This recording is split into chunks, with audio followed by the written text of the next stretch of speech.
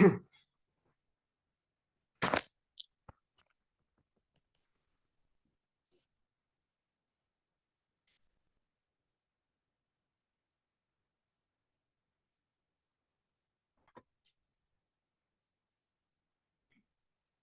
हम लोग पिछली बार कर रहे थे 17वें अध्याय का। हमने किया था 27 श्लोक तक।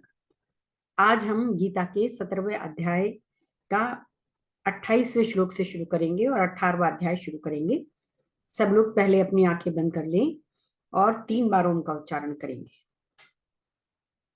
लंबी गहरी सांस लें और जाने दें। एक और सांस लें, सांस छोड़ते छोड़ते ओम का उच्चारण।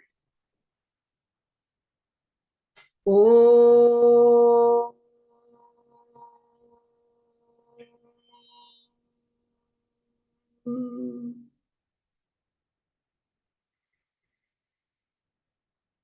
ओ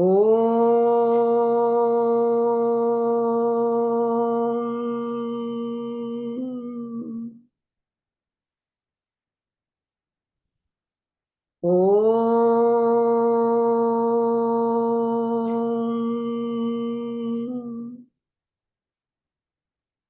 गुरुर्ब्रह्मा गुरुर्विष्णु गुरुर्देवो महेश्वरा गुरुर्साक्षात् परं ब्रह्म तस्मै श्री गुरुवे नमः। ओम शांति शांति शांति। जय गुरुदेव। और अब हम कर रहे हैं 17वें अध्याय का 28वां श्लोक। अश्रद्धया हुतम दत्तम तपस्तप्तम कृतम च यत् असदि इति उच्यते पार्थ न च तत्प्रेत्य न यह। बिना श्रद्धा के किया गया हवन, दान और तप या फिर जो कुछ भी किया गया कर्म है वह असत है, ऐसा कहा गया है। उसका ना यहाँ लाभ है ना किसी अन्य लोक में। In English, whatever is sacrificed, given or done, and whatever austerity is practiced without Shraddha, faith is called Asat, which is not here or thereafter, O Partha. इस अध्याय का नाम श्रद्धा त्रय विभाग योग है। श्रद्धा अर्थात एक विचार जो आपके मन प्राण में बस जाए और आप अपना सारा जीवन उसी विचार को समर्पित कर दें। किसी के जीवन में नौकरी का विचार आया तो उसे पाने व करने में 40 वर्ष समर्पित कर दिए। किसी के जीवन में व्यापार का विचार आया तो उसने अपने जीवन के कई वर्ष उसे समर्पित कर दिए। जिस विचार के लिए आप अपना जीवन न्यौछावर करने को तैयार हो तो वह ही श्रद्धा है। विचार राजसिक, तामसिक, सात्विक कैसा हो, परंतु एक बात समझनी चाहिए, बिना श्रद्धा के कोई भी विचार राजसिक व तामसिक ही होगा। अगर श्रद्धा नहीं होगी उस विचार में, अगर पूरी तरह से 100% आप उस विचार को कार्यशील नहीं कर पाते हैं तो वो तामसिक और राजसिक ही रहेगा। सात्विक श्रद्धा में तो प्रत्येक कार्यों को आत्म साक्षात्कार के लिए करो। श्रद्धा की बिना किया कोई भी कर्म बेकार है, असत है। ऐसी क्रियाएं ना तो इस लोक में और ना दूसरे लोक में सुख देंगी, ना अन्य लोक में सुख देंगी। यदि कोई मनुष्य साधारण से साधारण क्रिया भी परम को प्राप्त करने के उद्देश्य से करें, निष्काम श्रद्धा से करें, तो वह कर्म सत है। परंतु कोई मनुष्य असाधारण से असाधारण क्रिया भी सकाम भाव से करे तो उसका फल तो मिलेगा, परंतु वह फल सत अर्थात सदा रहने वाला न होगा। और अब हम करेंगे 20वां चैप्टर 18 का नया अध्याय शुरू कर रहे हैं। संन्यास की सिद्धि, मोक्ष संन्यास योग। अर्जुन उवाच ये शास्त्र विधिम उत्सृज्यते यजन्ते श्रद्धयान्विता तेषां निष्ठा तु का कृष्ण सत्वमाहो रजस्तमः। हे महाबाहो, मैं त्याग का उद्देश्य जानने का इच्छुक हूँ। और हे कौशी केशी निषूदन, हे केशी निषूदन, हे ऋषिकेश, मैं त्यागमय जीवन संन्यास आश्रम का भी उद्देश्य जानना चाहता हूँ। In English, I wish to know distinctly, O Mahabao, the truth of sannyasa, renunciation, O Rishikesha, and of tyaga, relinquishment, O Kesi Nishudan। Arjun ने गीता जी के किसी श्लोक में कृष्ण जी को एक ही समय 3 नामों से संबोधित नहीं किया, परंतु इस श्लोक में 3 नामों से संबोधित किया है। या तो प्रेम में हम अनेक नामों से संबोधित करते हैं, या क्रोध में, परंतु क्रोध में गाली नामक नाम से संबोधित करते हैं। किसी गहन विषय, गहन प्रश्न को पूछने से पहले अर्जुन प्रस्तावना सी बना रहा है। जैसे बच्चे से कोई काम कराना हो, कुछ ऐसा उसको मनाना हो किसी बात के लिए, तो हम मुन्नू चुन्नू टुन्नू बड़े प्यार से उसको मनाते हैं। इसी प्रकार वो कृष्ण जी को मना रहा है कि अब वो नाराज ना हो जाए कि फिर सारी गीता 17 अध्याय में बता दिया सब कुछ, और फिर से अर्जुन वहीं अटका हुआ है कि सन्यास और त्याग का एक है या अलग है, या इसका क्या अभिप्राय है। अर्जुन का प्रश्न सन्यास और त्याग में क्या भेद है। अध्यात्म में सन्यास और त्याग अलग अर्थ रखते हैं, परंतु साधारण मनुष्यों के लिए सन्यास और त्याग पर्यायवाची ही लगते हैं। अध्यात्म के रास्ते में प्रारंभ में मनुष्य को त्याग करना होता है और परिणाम सन्यास होता है। त्याग तामसिक, राजसिक और सात्विक हो सकता है, परंतु सन्यास एक सा होता है। त्याग कारण है और सन्यास परिणाम। त्याग यदि शुरुआत है तो सन्यास मंजिल, त्याग यदि पहली सीढ़ी है तो सन्यास आखिरी, त्याग यदि कोशिश है तो सन्यास कोशिश का आखिरी पड़ाव। श्री भगवान वाच, अब भगवान श्री कृष्ण भगवान उसको उत्तर देते हैं। काम्या नाम कर्मणाम न्यास कवियो विदु सर्व कर्म फल त्यागम प्राहुस त्याग विचक्षणा। त्याज्य, तीसरा श्लोक, त्याज्य दोष वदित्ते के कर्म प्राहुर मनीषिणः यज्ञ दान तपः कर्म न त्याज्यम इति चापरे। भगवान ने कहा, भौतिक इच्छा पर आधारित कर्मों के परित्याग को विद्वान लोग सन्यास कहते हैं, और समस्त कर्मों के फल त्याग को बुद्धिमान त्याग कहते हैं। कुछ विद्वान घोषित करते हैं कि समस्त प्रकार के सकाम कर्मों की दोषपूर्ण समझकर त्याग देना चाहिए, किंतु अन्य विद्वान मानते हैं कि यज्ञ, दान तथा तपस्या के कर्म को कभी नहीं त्यागना चाहिए। In English, sages understand sannyasa to be renunciation of desire, ridden acts, the relinquishment of fruit of all action. The wise declare as tyaga. Some philosophers declare this action should be relinquished as evil. Others declare that acts of sacrifice, gifts, and austerity should not be relinquished. अर्थात उन कर्मों को छोड़ो जो कामना प्रधान हो, अर्थात कर्मों को करने का कारण कामनाएं नहीं होनी चाहिए। इच्छा प्रधान कर्मों के फल ना मिलने पर मनुष्य को गुस्सा आता है, और कर्म का पूरा फल मिलने पर लोभ की उत्पत्ति होती है, और चाहिए। इसलिए वह कार्य जो इच्छा प्रधान हो, बुद्धि प्रधान ना हो, उसे छोड़ देना चाहिए। सब कर्मों का फल त्याग दो।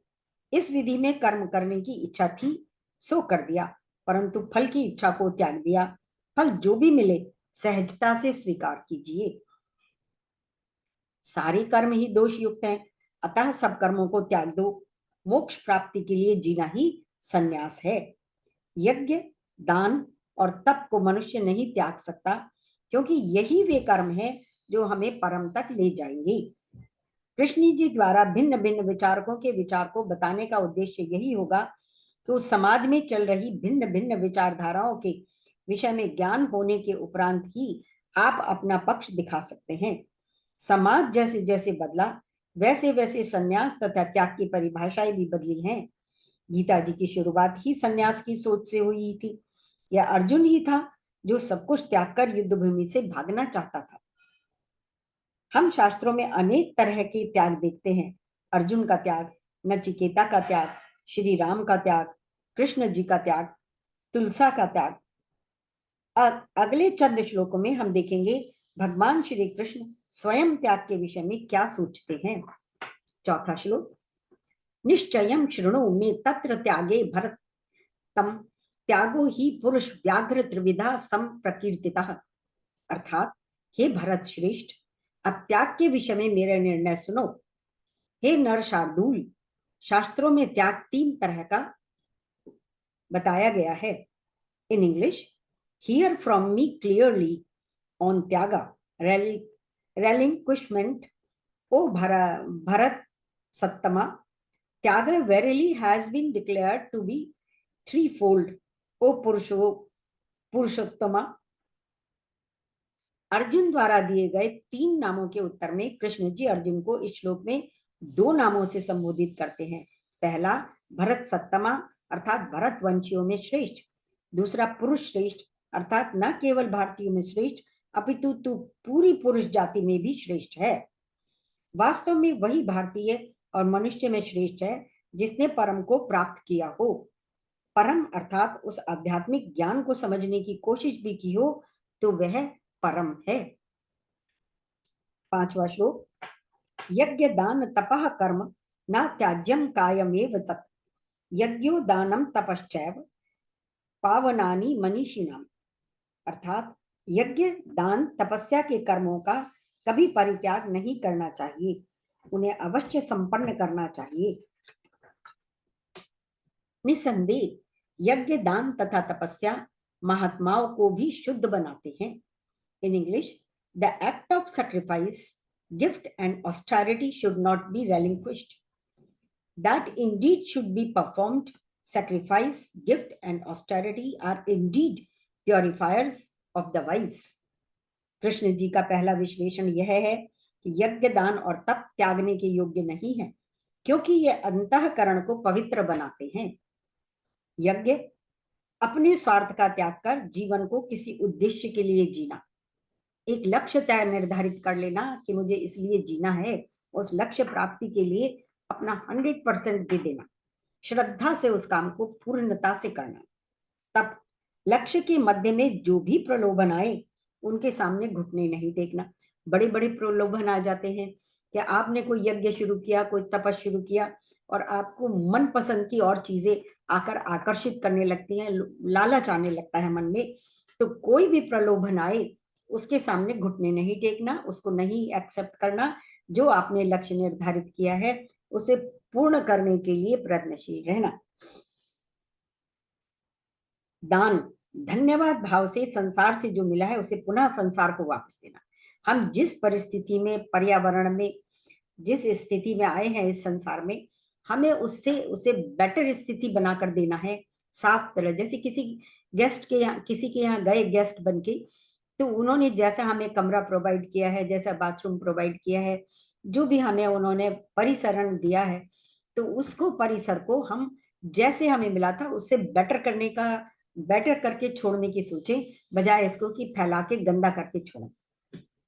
तो ये है दान।